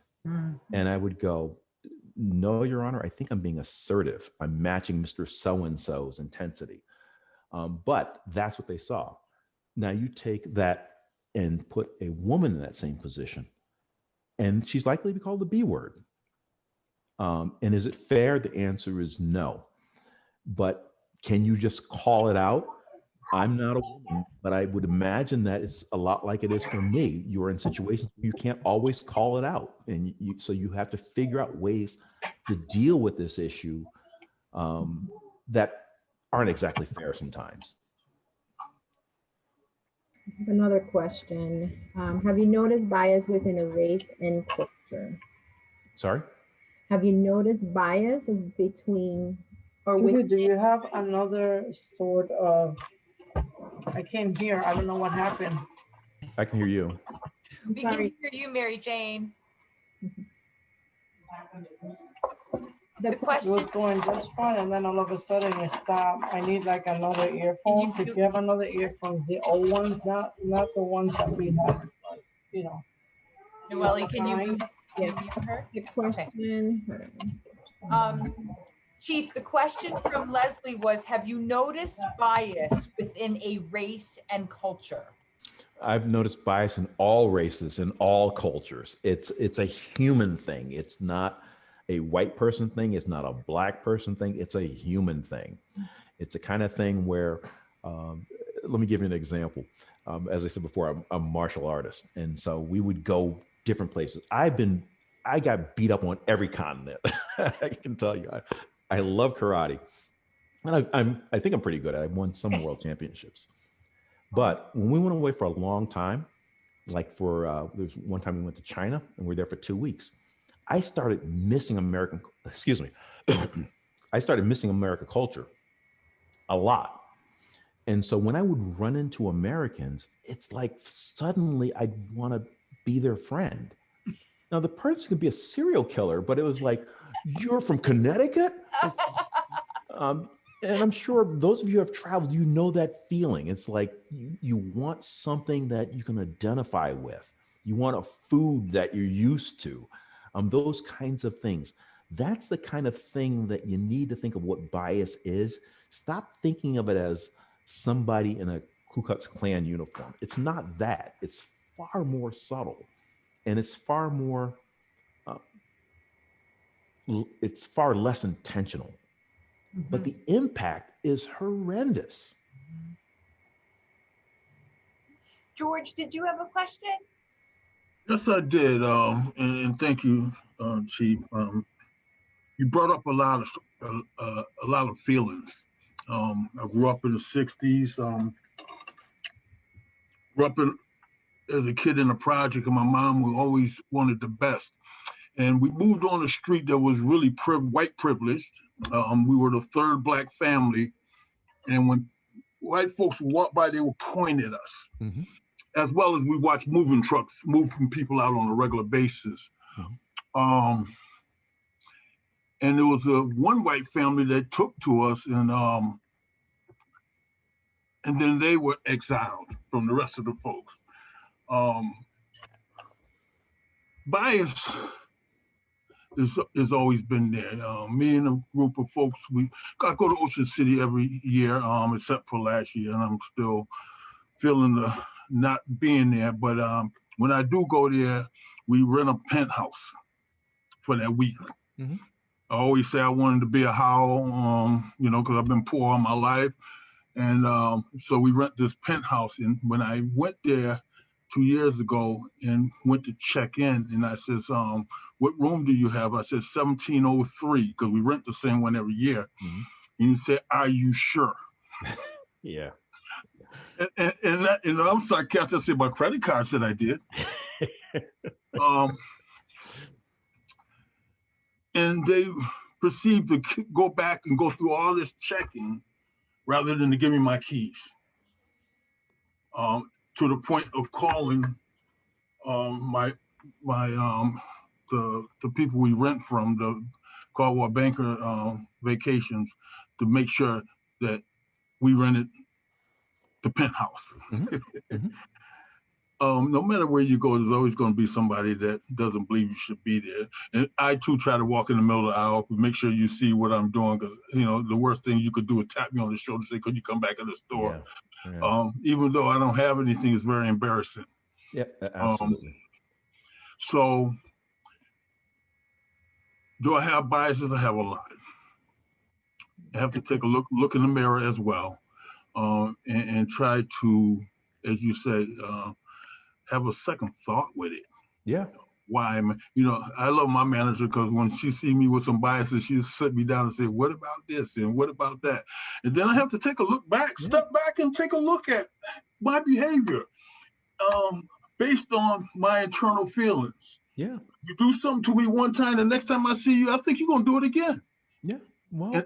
And it may not be this time. Like I had a gentleman come in that really messed me over the last time I met with him, but when he came back this time, he had a different attitude. I didn't know what to do, and I didn't know what to do with it. Yeah. I went home and said, "How do I handle this one?" Well, sometimes people have a bad day. Exactly. But one of the things you mentioned, though, was what's called prove it again bias. And so, and this is something that really annoys me to no end. It's like people will assume that I become a judge because I was Black. People will assume that I went to the appellate court because I was Black. They'll assume that I went to the Supreme Court because I was Black. And by the way, along with that assumption is you're not qualified. So when I was nominated to become Chief Justice, I did the thing that my wife tells me never to do, which is to read the comments in the newspaper section on articles about that. And you would be amazed how many times people would say that I was not qualified for the job. Now, despite the fact that I went to law school, I graduated from law school, I practiced for 16 years. I was a judge for 6 years, appellate court judge for 7 years, Supreme Court for 5 years. People were saying that I was not qualified. I had more experience than anybody else on the court at that time. But I had to prove it again. And You have to prove it again and again. And the women here know you have to prove it again and again and again. And it gets tiring.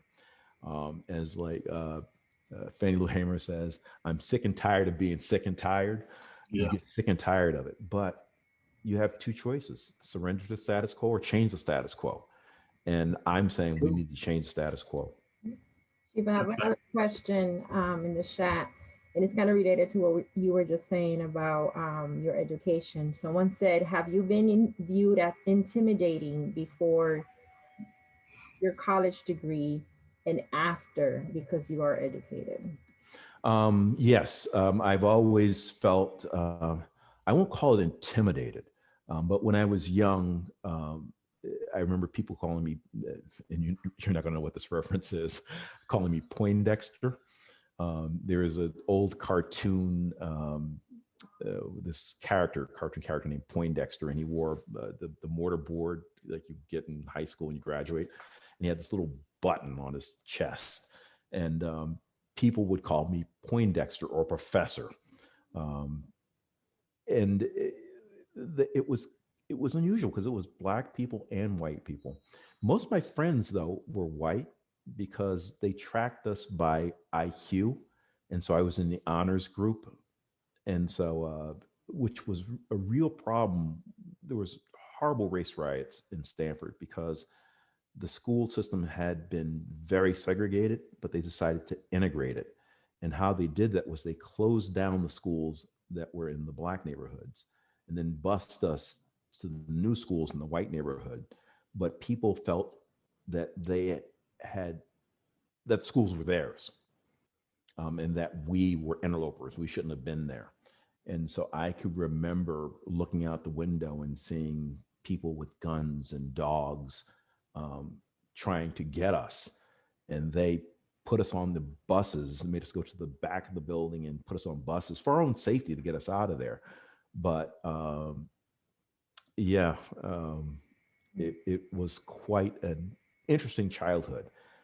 And my cousins, who all sort of grew up the same way, we have a different way of viewing the world. And it's not easy because we don't feel we fit in either group. Too Black to be white, too white to be Black. You don't feel like you fit. Another question: what is the judicial system doing to educate and bring self-awareness to their staff about their own implicit biases besides this training that you conduct? Excellent. It's not just my training. It's I'm going to give props back to Bill Carbone again. Bill Carbone was really amazing at getting the people who worked for him trained. These are the people who had more contact directly with our stakeholders, the people who used our systems. I honestly believe that I can't do it just by training the judges. That's why I come out and I do this talk with you now. It's better for me to get out into the stakeholders and say, hey, look, we all need to work on these implicit biases if we're going to change the system. If we're going to have equal access to justice, it's got to be everybody. It just can't be the judges. It's got to be every single touch point for the judicial branch.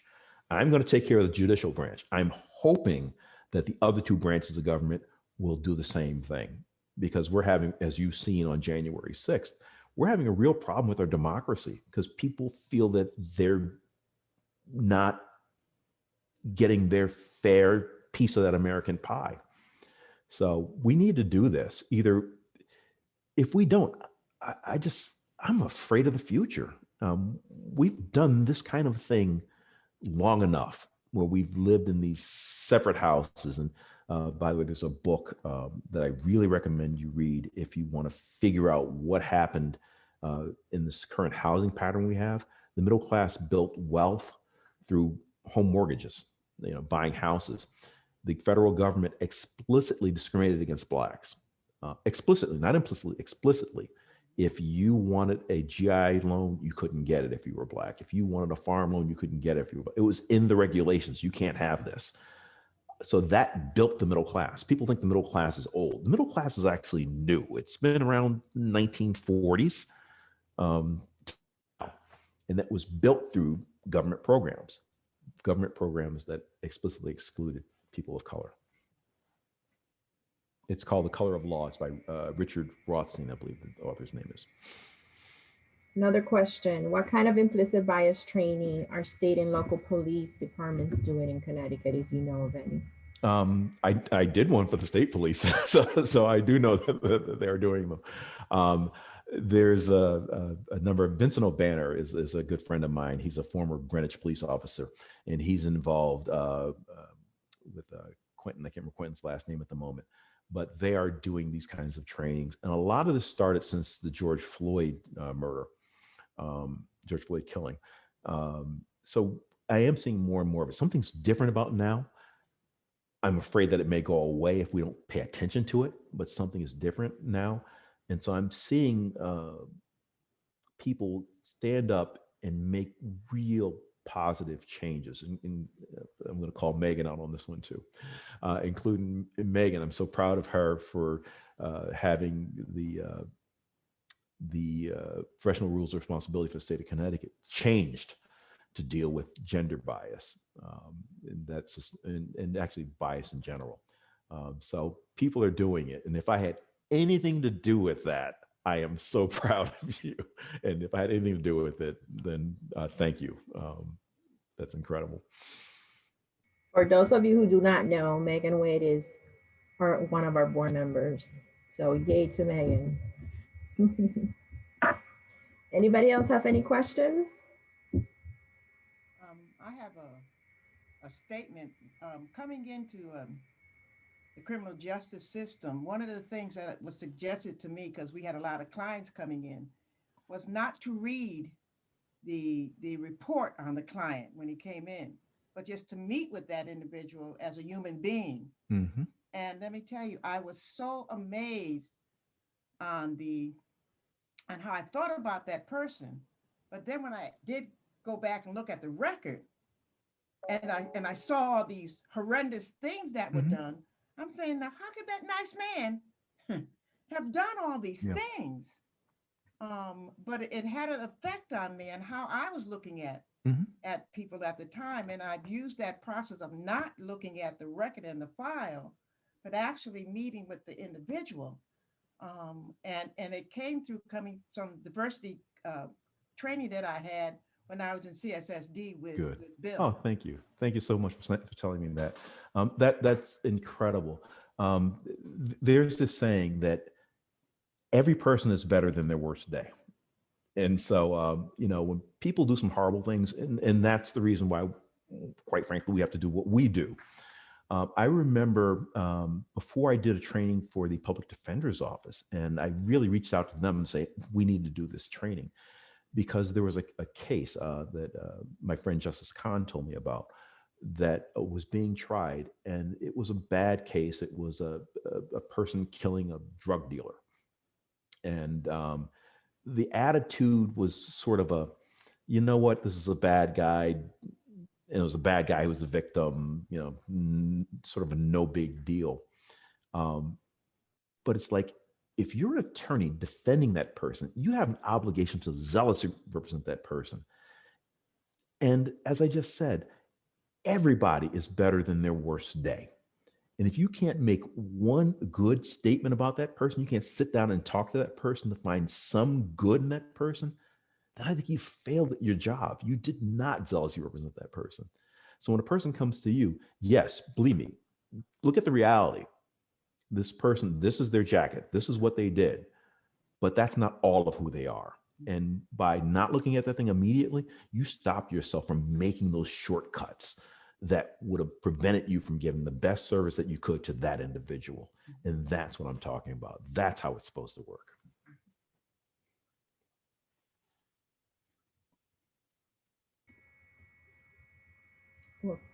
So we had one more, we'll take one more question if that's okay with you, Chief. Oh, absolutely. Okay, this is from Sarah Diamond. Are the efforts underway to ensure juries and grand juries reflect the demographic makeup of the communities from which something entirely different, especially the federal grand jury system? We have one-person grand juries and they're judges. The bench is becoming more diverse, by the way, so that's a good thing. But the jury system issue is extremely complicated and hadn't been dealt with until very recently. There was a case called State versus Holmes, and I was the author of that opinion. And in State versus Holmes, there was something called a Batson challenge. And in Batson, you're challenging an attorney for trying to knock off a juror. Unfortunately, with Batson, it's explicitly racist reasons. So after Batson, what the person could do is the prosecutor could do, or the attorney could do, because there's actually civil cases too, is that they gave a neutral reason for that, for their actions. Then you couldn't knock the person would be allowed to knock the person off the jury. So if, and here's how it came up, not in Holmes, but I've seen this happen before. The attorney will strike accept a white person to the jury. Then a black person will come up with pretty much the same qualifications as that person. And how I've seen it happen before, and this was actually in a federal case. The person struck a white male who had accepted a white male who had a third degree education, struck a black woman who had a master's degree, and said she wasn't intelligent enough to understand what was going on in the case. So the other attorney said, wait a minute, you accepted somebody with a third grade education, but you struck a black woman with a master's degree. And the judge actually accepted that challenge. And then the problem, though, which didn't work out well, because once I was trying to get a diverse jury and the other side was trying to not have a diverse jury because of bias. Think about this.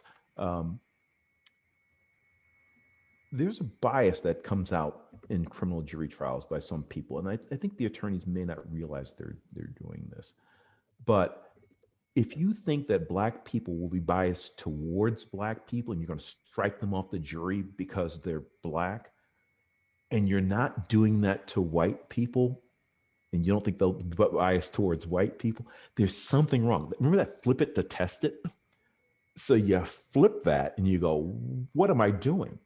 Because I honestly believe these people didn't mean harm. They didn't mean bad things. They just thought that somehow, and this in Holmes, what happened was this juror who was challenged was an African-American social worker who had family members who have gone to prison. He had been stopped by police officers before, sort of a driving while black thing. The attorney said, well, can you be fair? Will these things affect your judgment? He said, no, I can be fair. Both sides asked him those questions. He was stricken from the jury. The judge heard the challenge and said, well, there's nothing explicit here. There's a neutral reason. I'm going to deny your challenge. And it ended up for my court. Now you got to remember, Batson says explicit discrimination. So although I wrote the decision, I had to affirm that trial court judge, which meant I didn't reverse the case. However, I also said, this is not right. we need to change the system.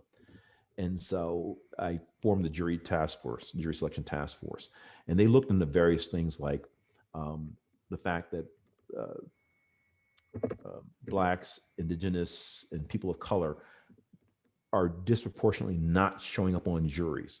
So why is that? And looking at various reasons. And they really, and Chief Justice Rogers and Judge Williams were fantastic. They said, give us the data. We want to make data-driven decisions.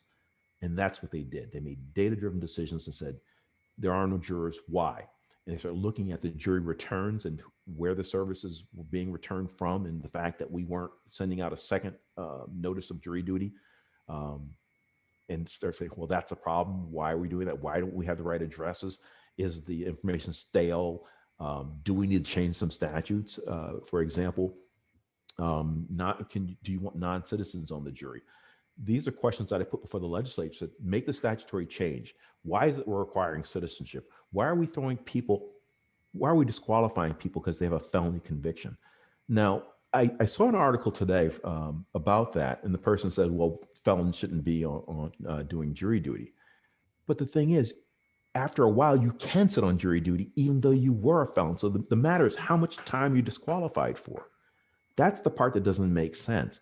If somebody says that felons shouldn't be on sitting jury duty, you could actually question the people. We have individual voir dire in Connecticut. You get to ask the person and talk to the person about their biases and whether they're a good fit. At least let the people get to that stage. There's no reason to just exclude a person and say, because you made a mistake all those years ago, you can't have the full rights of a citizen. That just makes no sense to me. It also doesn't make sense to me that you can have a country with people who are, let's say, permanent residents, in the United States, and they're working and they're doing all these incredible things, and they say, you can't sit on the jury. What? What? This person is valuably contributing to society. It makes no sense to exclude them. So that's what we're trying to do. We're trying to change that whole system. And it's like turning an oil tanker. It's going to take a while to make that turn, but still, let's try to make that turn. So Chief, before we end, I just want to, actually, there's been a lot of awesome statements in the chat, people really thoroughly enjoying the afternoon. There is a comment that I think is something that I would like to hear you respond to from, actually from attorney Margaret Levy. Emphasis on jury selection is important, but ignores the fact that 97% of criminal cases in Connecticut are settled by guilty pleas. Yes, this is and actually, counsel, thank you for bringing that up. It's an issue that I have a lot of concern about. The trials are going away, and not just in criminal. Criminal is it's about, I didn't think it was 97, I thought it was about 95, but still very close to the cases being settled before a jury trial. Civil is doing the same thing. We have an adversarial system that depends on this push and pull, the tug of the two sides. And we're losing that. We're going to mediation, arbitration, those kinds of things. One of the other things I want to look into is, why is that happening? Is judicial doing something that's aiding that process? And I think we are, actually. I think we need to really start saying, what do we need to do to promote more trials? What's happening in criminal? Are we waiting too long to have trials? Are people, because here's something that's actually related, and I'm hoping I'm not being too much of a specialist. You can predict the length of time that a person will spend in prison and in jail by looking at the amount of bond that was initially set. That's even taking into account the severity of the crime and the record of the person. If you can't make bond, if you can't pay that bail, your sentence will be longer. Think about why. I mean, it makes perfect sense. If I've been in a jail for 2 years, I'm more likely to take a plea with more time because I can get out, I get more credit for the time that before I was sentenced. And you're going to plead out. So why is that happening? Once again, I don't think it's about directly about race. I don't think that judges are saying, you're Black, I'm going to set a higher amount of bail. But there's something going on. And I honestly believe we have to look at every single thing in our system that gives those unfair results. One of the things that the pandemic has done is it's making us rely more on technology, and we're getting more efficient. We're finding ways to stop people from coming to court. Right now, we have 42,000 misdemeanor failures to appear. 42,000 active warrants. That makes no sense. One of the good things that's happening out of this is we're now doing things remotely. You can actually talk to the judge and everything like that for an infraction, for example, the speeding ticket. You don't even have to come to court anymore. Where before you had to come 3, 4, 5 days to resolve that. In the meantime, you're living from paycheck to paycheck, wondering if you'll lose your job. That might actually cause an FTA, because it's like, my boss says, I cannot take another day off. I need to get to work. I need to feed my family. I'm going to take the chance. They're not going to do anything anyway. But why force a person in that position? So do things with more common sense. Do things with more equity. Do things in a way that people can actually use the system and that doesn't disadvantage them. One thing I'm really afraid of, though, and I'm going to need your help on this, is the digital divide. You know, the lack of Wi-Fi in certain areas of the state, certain areas of your city. The fact that I was talking to somebody else about this the other day, and I said, you know, I have a smartphone, and the person says, everybody has a smartphone. I said, no, that's not true. I know quite a few people who don't have phones, let alone smartphones. I know other people who have flip phones. So we need to be careful as we make those changes that make our system better, that we don't make those same mistakes and leave people out, because we just are repeating the same old thing and causing more inequities in access to justice. So as we're building this new court system, as we're getting better with using technology, I need to really be able to make sure that we don't leave people behind. And I'm really scared about that. Steve, I would just like to say that the bias that you spoke about, as you spoke about the difference in bonds, I spent 13 years sitting in GA 14 when I was running the young offender program. And if the judge felt like that individual who came before him or her looked more like them, or if they felt a connection, I could sit there daily and watch the difference. I have a 22-year-old from West Hartford with a car full of drugs at a Dave Matthews Band get a promise to appear, while a girl in nursing school who ran out of money and sold a bag of weed got put in jail with a bond. And that wasn't the bug, that was the system. Yeah, and as I said, the good thing, the easy thing is the reasonable person, if you start showing them how they're making those decisions, I think most people want to do the right thing. They want to be fair. And if you can get them to start thinking about how they're making that decision and going away from their gut, my gut tells me to do this. Your gut can destroy a person's life and you can be dead wrong.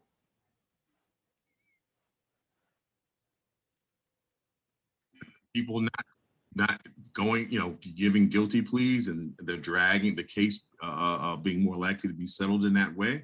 One of the things that also I saw was prosecutors knew what cases they could drag out until the individual was more likely to plead guilty, even if it wasn't a good offer. Yeah. It was very often, many judges were hesitant to really pressure prosecutors to make reasonable offers. Right.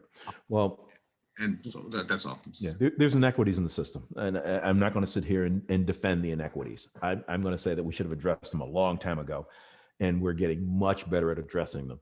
Will I have this all done? I shouldn't say I. Will we have all this done by tomorrow? The answer is no. There's no way. But I plan to leave this place a lot better than how I found it. Appreciate you, brother. Thank you. I have no doubt about that, Chief. And thank you so much for joining us again. We truly appreciate it. Thanks for having me. And working tirelessly to help make our judicial system in Connecticut more equitable.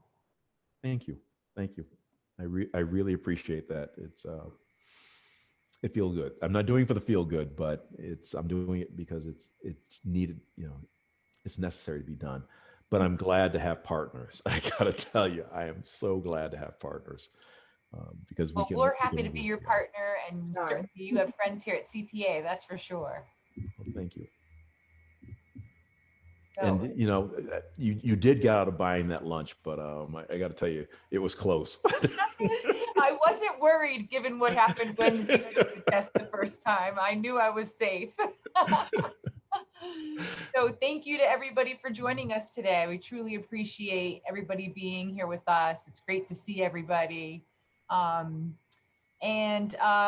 see, we have just a comment from Fred. I think it's the lack of understanding of culture and something all shared values. Sometimes when a person doesn't look like you think they need to be punished, as opposed to someone who looks like the judge. They see them as he or she could be a relative. Bias, racial bias. Yeah, there's even things simpler than that. It's like in our culture, and this really scares me. How many times have you seen a juror being questioned after a trial, even on television, and the juror says, the defendant didn't look me in the eye, And you go, well, wait a minute. There's cultures where you can't look people in the eye. It's seen as an insult, especially an authority figure. And so one of the things I started telling our judges is like, remember that there are cultures where if you look somebody in the eye, or actually just to show you where I got checked on something, I did a presentation for the judiciary of Louisiana. And so I go down there and I said the story about eye contact. And after I finished my presentation, an older Black gentleman walked up to me and he says, you know, I grew up down here. And I said, yes. And he said, I still can't look a white man in the eyes. And I said, well, I just never thought about that before. In Jim Crow South, he was not allowed to look people in the eyes. Yet if in our culture, that's how we tell truth, imagine what people perceived with him not looking them in the eyes.